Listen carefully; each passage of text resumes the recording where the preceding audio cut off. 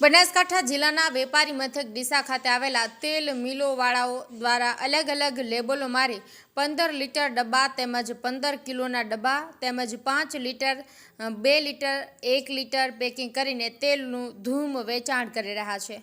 લોકોના આરોગ્ય સાથે ચેડા કરી રહ્યા હોવાનું ચર્ચાસ્પદ બન્યું છે। તેલ મિલોમાંથી તેલના ડબ્બા ડીસાની હોલસેલની દુકાનોમાં ખાલી થઈ રહ્યા છે અને દુકાનદારો અલગ અલગ ગામોમાં તેલના ડબ્બા ઠલવાઈ રહ્યા છે। બનાસકાંઠાના દરેક ગામમાં ડીસાથી તેલની ગાડી ભરાઈ રહી છે। કોઈ રોકટોક વગર સિંગ તેલ તેમજ સરસ્યું તેલ કપાસિયા તેલના નામે વેચાણ કરી રહ્યા છે અને બિલ સોયાનું બનાવવામાં આવે છે। આમ લોકોના આરોગ્ય સાથે ચેડા થઈ રહ્યા છે। અલગ અલગ મિલમાંથી અલગ અલગ લેબલો મારી વેચાણ કરી રહ્યા છે। બનાસકાંઠા ફૂડ એન્ડ ડ્રગ્સ વિભાગે તાત્કાલિક તપાસ હાથ ધરવાની જરૂર છે। ડીસામાં મુખ્ય વિક્રેતા ભેળસેડિયા બજારમાં એક હથ્થું સામ્રાજ્ય જન આરોગ્ય સાથે ચેડા કરનારને છાવરનારાને કુદરતના થપ્પડનો તો ભય રાખો। ડીસાની મિલોનું ભેળસેળ્યું સિંગ તેલ સરસ્યું કેટલું ગુણવત્તાયુક્ત તમારા ઘરમાં એક મહિનો વાપરી તો જુઓ।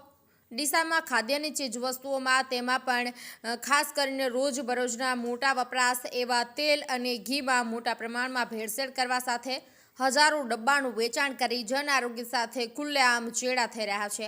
ત્યારે અખબારોમાં તેમજ મીડિયામાં વખતો વખત છપાતા અહેવાલો અને હાલમાં પણ જ્યારે પ્રકાશિત થઈ રહ્યા છે ત્યારે તંત્રવાહકો એ નૈતિક ફરજ સમજી ભેળસેડિયાઓની શાન ઠેકાણે લાવવાનો નૈતિક ધર્મ બજાવવો જોઈએ।